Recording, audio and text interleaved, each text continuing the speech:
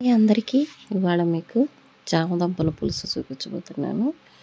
చామదుంపలు నీట్గా కడుక్కొని కుక్కర్లో వేసుకొని 3 విజిల్లు వచ్చిన తర్వాత చూస్తే ఉడికిపోయి ఉంటాయి. ఈ చామదుంపలన్నీ తీసి నీట్గా ఒలుసుకొని, దుంపలు పెద్ద పెద్దగా ఉన్నాయి కదా, సగం ముక్కలు చేసుకోండి. ఇలా కట్ చేసుకున్న ముక్కల్ని పక్కన పెట్టుకోండి. ఇప్పుడు గిన్నె తీసుకొని గిన్నెలో ఒక గరిటె నూనె వేసి, పోపు గింజలు 1 స్పూను, ఒక ఎండుమిరపకాయ, కరివేపాకు, కొంచెం ఇంగువ, పులుసు కదా ఇంగువ చాలా టేస్టీగా ఉంటుంది. ఇలా పోపు వేగనిచ్చేసి 2 ఉల్లిపాయలు తరిగి వేయండి సన్నగా.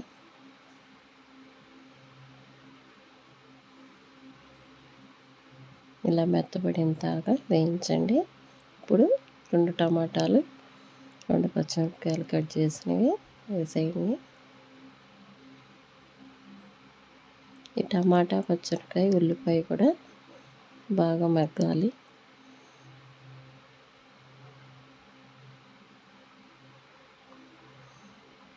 ఇప్పుడు పెద్ద నిమ్మకాయ సైజు అంత చింతపండు నానబెట్టుకోండి.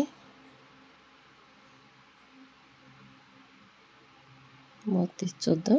మెత్తగా మగ్గిపోయి ఉన్నాయి. ఇప్పుడు 1 స్పూన్ పసుపు, 1 స్పూన్ ఉప్పు వేసి కలిదిప్పేసేయండి.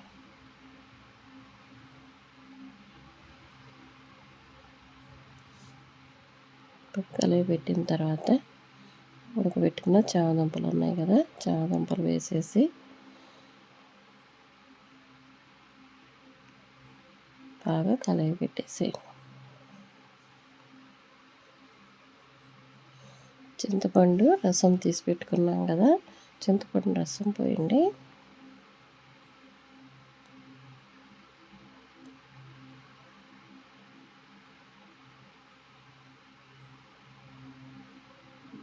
రసం పోసిన తర్వాత 1 స్పూను ధనియా పౌడర్ వేయండి. ధనియా పౌడర్ వేస్తే చాలా టేస్టీగా ఉంటుంది పులుసు.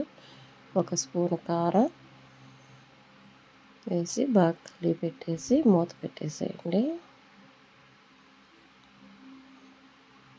ఈ విధంగా చేసుకోండి, చాలా టేస్టీగా ఉంటుంది. ఇప్పుడు పులుసులో బెల్లం వేయండి. బెల్లం చాలా టేస్టీగా ఉంటుందండి పులుసులో, చామదుంపల పులుసులో. టేస్టీగా తయారైన చామదుంపల పులుసు లాస్ట్లో కొత్తిమీర చల్లుకొని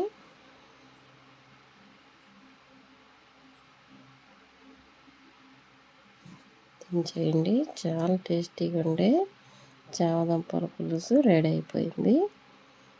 నచ్చితే ఒక లైక్ ఇవ్వండి. Thank you for watching. Bye అండి.